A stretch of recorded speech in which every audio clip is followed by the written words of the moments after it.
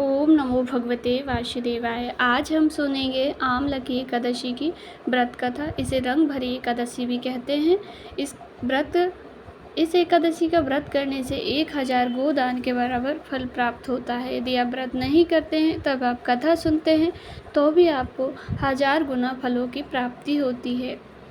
इस एकादशी को रंग भरी एकादशी, आमलकी एकादशी के नाम से भी जाना जाता है। फल्गुन मास की शुक्ल पक्ष की एकादशी तिथि के दिन रंग भरी या आमलकी एकादशी का व्रत किया जाता है। मान्यता है कि इस दिन इस व्रत को करने से शादी के बाद पहली बार भगवान शिव माता पार्वती को काशी लेकर गए थे। इसलिए इस दिन रंग भरी एकादशी का पाठ करने से व्यक्ति की सभी मनोकामनाएं पूरी होती है। आमलकी या रंग भरी एकादशी की व्रत कथा सुनिए। युधिष्ठिर ने कहा, श्री कृष्ण, अब फल्गुन शुक्ल पक्ष की एकादशी का नाम और महत्व बताने की कृपा कीजिए। भगवान श्री कृष्ण बोले, महाभाग धर्मनंदन, सुनो, तुम्हें इस समय वह प्रसंग सुनाता हूँ जिसे राजा मानधाता के पूछने पर महात्मा वशिष्ठ जी ने कहा था। फल्गुन शुक्ल पक्ष की एकादशी का नाम आमलकी एकादशी है। इस पवित्र व्रत विष्णु लोक की प्राप्ति करने वाला है।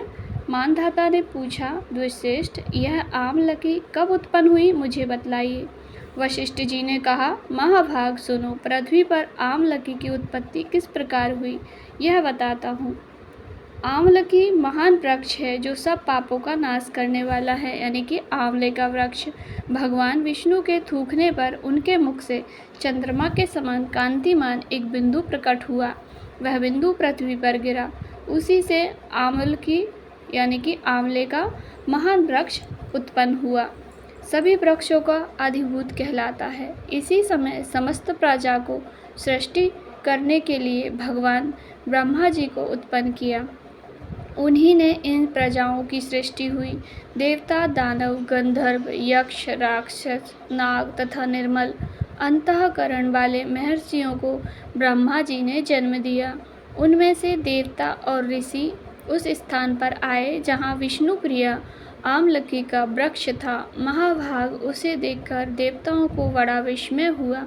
वे एक दूसरे पर दृष्टिपात करते हुए उत्कष्टतापूर्वक उस वृक्ष की ओर देखने लगे और खड़े खड़े सोचने लगे कि प्रश्न पाकर आदि वृक्ष तो पूर्व कल्प की ही भांति है, जो इस सब के सब हमारे परिचित हैं, किंतु इस वृक्ष को हम नहीं जानते।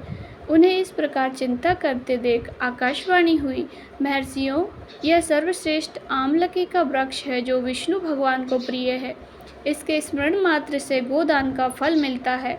स्पर्श करने से इससे दूना और फल भक्षण करने से तिगुना पुण्य प्राप्त होता है। इसलिए सदा प्रयत्नपूर्वक आमलकी का सेवन, आंवले का सेवन करना चाहिए।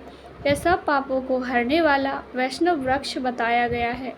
इसके मूल में विष्णु, इसके ऊपर ब्रह्मा, इस कंद में परमेश्वर भगवान रुद्र, शास्त्रों में मुनि, टहनियों में देवता, पत्तों में वसु, फूलों में मर्दंड तथा फलों में समस्त प्रजापति वास करते हैं।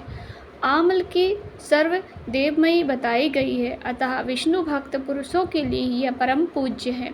ऋषि बोले, अव्यक्त स्वरूप से बोलने वाले महापुरुष, हम लोग आपको क्या समझें? आप कौन हैं? देवता हैं या कोई और? हमें ठीक ठीक बतलाइए। आकाशवाणी हुई, जो संपूर्ण भूतों के कर्ता और समस्त भुवनों के स्पष्टा हैं, जिन्हें विद्वान पुरुष भी कठिनता से देख पाते हैं, वही सनातन विष्णु मैं हूँ। देवादिदेव भगवान विष्णु का कथन सुनकर उन ब्रह्म कुमार महर्षियों के नेत्र आश्चर्य से चकित हो उठे। उन्हें बड़ा विस्मय हुआ। वे आदि अनंत रहित भगवान की स्तुति करने लगे। ऋषि बोले, संपूर्ण भूतों के आत्मभूत आत्मा एवं परमात्मा को नमस्कार है। अपनी महिमा से कभी च्युत न होने वाले अच्युत को नित्य नित्य प्रणाम है। अंतर रहित परमेश्वर को बारंबार प्रणाम है।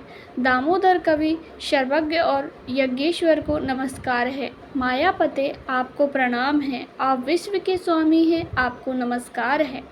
ऋषियों के इस प्रकार स्तुति करने पर भगवान श्री हरि संतुष्ट हुए और बोले, महर्षियों, तुम्हें कौन सा अविष्ट वरदान दूं? ऋषि बोले, भगवान, यदि आप संतुष्ट हैं तो हम लोगों के हित के लिए कोई ऐसा व्रत बतलाइए जो स्वर्ग और मोक्ष रूपी फल प्रदान करने वाला हो। श्री विष्णु भगवान बोले, महर्षियों, फल्गुन शुक्ल पक्ष में यदि पुष्य नक्षत्र से युक्त द्वादशी हो तो वह महान पुण्य देने वाली और बड़े बड़े पातकों का नाश करने वाली होती है। द्विजवरों, उनमें से जो विशेष कर्तव्य है उसको सुनो। आम्ल की एकादशी में आंवले के वृक्ष के पास जाकर वहाँ रात्रि में जागरण करना चाहिए। इससे मनुष्य सब पापों से छूट जाता है और सहस्त्र गोदान का फल प्राप्त करता है।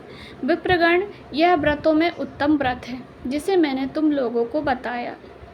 ऋषि बोले, भगवान, इस व्रत की विधि बतलाइए, यह कैसे पूर्ण होता है, इसके देवता, नमस्कार और मंत्र कौन से बताए गए हैं, उस समय स्नान और दान कैसे किया जाता है, पूजन की कौन सी विधि है तथा इसके लिए मंत्र क्या है, इन सब बातों का यथार्थ रूप से वर्णन कीजिए। भगवान विष्णु ने कहा, द्विजवरों, इस व्रत को जो उत्तम विधि है उसको श्रवण करो। एकादशी को प्रातःकाल दंत धावन करके यह संकल्प करें कि हे पुंडरीकाक्ष, हे अच्युत, हे मैं एकादशी को निराहार रहकर दूसरे दिन भोजन करूंगा, आप मुझे शरण में रखें। ऐसा निश्चय नियम लेने के बाद पतित, चोर, पाखंडी, दुराचारी, मर्यादा भंग करने वाले तथा गुरु पत्नीगामी पुरुषों से, मनुष्यों से वार्तालाप न करें। अपने मन को वश में रखते हुए नदी में, पोखरे में, कुएं में अथवा अपने घर में ही स्नान करें। स्नान के पहले शरीर में मिट्टी लगाएं। मृत्तिका का लगाने का मंत्र अश्वकांते, रथकांते, विष्णुकांते, वसुंधरे। मृत्यु के हर में पाप जन्म कोट्या समर्जितम। वसुंधरे, तुम्हारे ऊपर अश्व और रथ चला करते हैं तथा वामन अवतार के समय भगवान विष्णु भी तुम्हें अपने पैरों से नापा था। मृत्यु के मैंने करोड़ों जन्मों में जो पाप किए हैं, मेरे उन सब पापों को हर लो। खान तंत्र तवम मातम सर्वभूतानां जीवनम तंतु रक्षकम। स्वेद जोधिम जातिनां रसानां पतेहि नमः। स्त्राम तो अहम सर्वतीर्थेषु हृदयस्त्रभ वनेषु च नदीषु देव खातेषु इंद्रम स्नानम तु में भवेत। जल की अधिधात्री देवी माता, तुम संपूर्ण भूतों के लिए जीवन हो, वही जीवन जो स्वदेज और उद्विज जाति के जीवों का भी रक्षक है।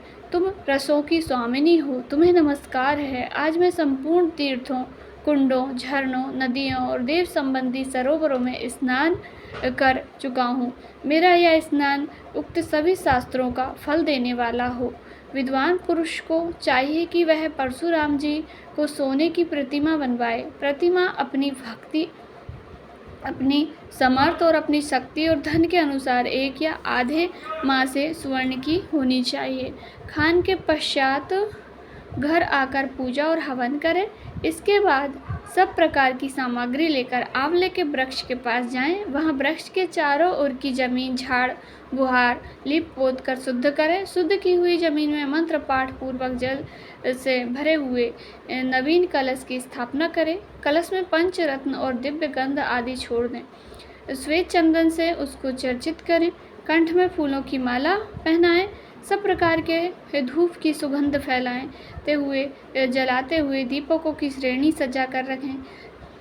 तात्पर्य यह है कि सब ओर से सुंदर एवं मनोहर दृश्य उपस्थित करें। पूजन के लिए नवीन छाता, जूता और वस्त्र भी मंगाकर रखें।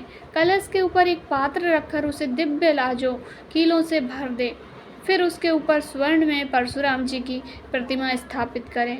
विशोकाय नमः कहकर उनके चरणों की, विश्व स्वरूप ने नमः दोनों घुटनों की, उग्राय नमः से जांघों की, दामोदराय नमः से कटिभाग की, पद्मनाभाय नमः से श्री वस्त्रधारिणे नमः से वक्षस्थल की, चक्रिणे नमः से बाईं बाह की, गदेने नमः से दाहिनी बाह की, वैकुंठाय नमः से कंठ की, यज्ञमूलाय नमः से मुख की, विशोकनिधये नमः से नासिका की, वासुदेवाय नमः से नेत्रों की, वामनाय नमः से ललाट की, सर्वात्मने नमः से संपूर्ण अंगों तथा मस्तक की पूजा करें। यही पूजा के मंत्र हैं। तदंतर भक्ति युक्त चित्त से शुद्ध फल के द्वारा देवाधिदेव श्री परशुराम जी को अग्र देकर अर्घ का मंत्र इस प्रकार है। नमस्ते देव देवेश जामदंग्य नमस्तुते ग्रहणार्घमिशं दंतमामलाख्या युतम हरे। देव देवेश्वरम जगद गृहनंदन श्री विष्णु स्वरूप परशुराम जी आपको नमस्कार है। नमस्कार है। आंवले के फल के साथ दिया हुआ मेरा यह अर्घ ग्रहण कीजिए। तदंतर भक्ति युक्त चित्त से जागरण करें। नित्य संगीत वाद धार्मिक उपाख्यान तथा श्री विष्णु संबंधित कथा वार्ता आदि के द्वारा यह रात्रि व्यतीत करें। उसके बाद भगवान विष्णु के नाम से लेकर आमलकी वृक्ष की परिक्रमा 108 या 28 बार करें। फिर सवेरा होने पर श्रीहरि की आरती करें। ब्रह्मा जी की ब्राह्मण की पूजन करके वहाँ की सब सामग्रियाँ उसे निवेदन कर दें। परशुराम जी का जो कलश है, 2 वस्त्र जूता आदि सभी वस्तुएं दान कर दें और भावना करें कि परशुराम जी के स्वरूप में भगवान विष्णु मुझ पर प्रसन्न हो। तत्पश्चात आमलकी का स्पर्श करके उनकी प्रदक्षिणा करें और स्नान करने के बाद विधि पूर्वक ब्राह्मणों को भोजन कराए। तदंतर कुटुंबियों के साथ बैठकर स्वयं भी भोजन करें। ऐसा करने से जो पुण्य होता है वह सब बतलाता हूँ, सुनो। संपूर्ण तीर्थों के सेवन से जो पुण्य प्राप्त होता है तथा सब प्रकार के दान देने से जो फल मिलता है वह सब उपयुक्त विधि के पालन करने से सुलभ होता है।